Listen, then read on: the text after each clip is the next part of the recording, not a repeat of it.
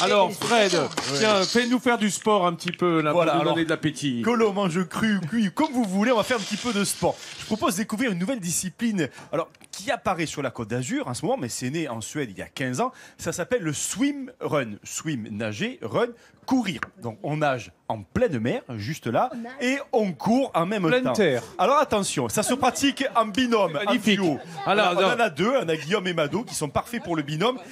Binôme qui ne doivent pas se séparer pendant toute la course. Donc on alterne la nage, on alterne. Mais attention, écoutez bien le principe.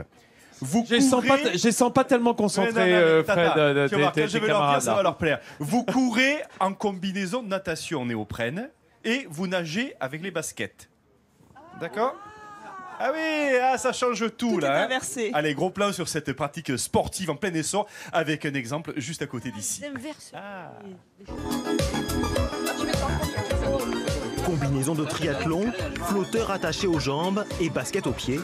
Cette quinzaine d'athlètes est adepte d'une discipline peu connue, le swim and run. Objectif, alterner des périodes de nage et de course à pied. Originalité de cette activité sportive, elle se pratique en binôme. Le fait de partager un moment ensemble, sortir de l'eau, les mises à l'eau, revenir, courir, repartir dans l'eau et d'être tout le temps ensemble alors qu'en triathlon on est toujours tout seul.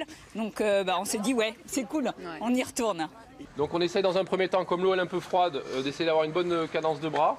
On essaye bien de s'échauffer. Une eau turquoise, des sentiers sinueux plongeant dans la Méditerranée. Ces paysages de la Côte d'Azur sont à couper le souffle, mais ne peuvent pas faire oublier les difficultés liées à ce sport, qui procure malgré tout un grand plaisir à certains. L'eau elle est pas trop froide, bonne sensation. J'espère que ça va être pareil le jour de la course. Dans la joie et la bonne humeur, le premier Swim and Run sera organisé entre Nice et Cap d'Aille le 30 avril prochain. Cette nouvelle discipline, née en Suède en 2002, vient enfin de trouver ses marques sur la Côte d'Azur. On enchaîne natation, course à pied avec son propre matériel.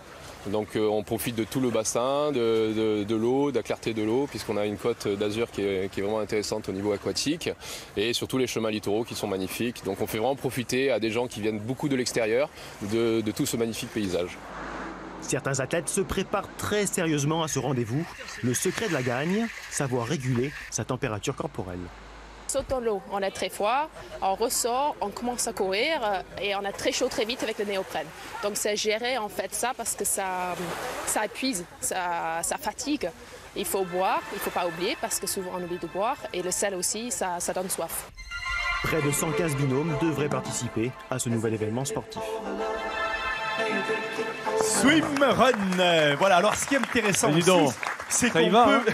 Comme on est en binôme, on peut s'attacher avec un élastique, une espèce de longe qui permet de traction, qui permet de, évidemment, entraîner son partenaire. On accélère un petit peu en course, on accélère aussi en nageant et vous augmentez la vitesse de votre équipe. Et puis vous courez dans ces paysages magnifiques de la Côte d'Azur, ici des Alpes-Maritimes. Donc il y en a une le 30 avril dans la région et il y en a une autre que je vous ai sélectionnée parce qu'elle aura lieu au mois d'octobre, justement à côté de la Villa Quérilos. Nous en parlions, Guillaume, tout à l'heure. Le côté Beaulieu-sur-Mer, Saint-Jean-Cap-Ferrat, Villefranche, une des plus belles régions du monde qui est ici. Attention, 21 km pour le run, pour courir, et 5 km pour le swim. D'accord, pour nager. On va s'inscrire, Mado également. Je sens que Nado, elle est prête là. Non, il y a un truc qui va pas, c'est la combinaison néoprène, ça cuit, elle a dit. Oui, c'est ça. Moi, je suis pour le cru. Et il faut bien choisir ses chaussures parce qu'on nage avec les chaussures et tout de suite, dès qu'on sort de l'eau, on les garde. Tout ce que l'on a sur soi, on le garde. Donc il faut choisir des chaussures qui évacuent l'eau en même temps. Voilà, alors il faut des baskets à trou-trou, quoi. C'est ça, exactement. Et la combinaison, d'un coup, elle se met à chauffer, donc on peut enlever un peu le haut, mais pas trop. Enfin bref, j'ai pas testé pour vous celui-ci. C'est tout ce que tu as trouvé comme sport pour garder ta femme en laisse, ce truc-là, parce que je la connais, elle était assez tranquille quand il était là en plateau, mais avec le lien, l'élastique quand même. Merci Fred Soulier.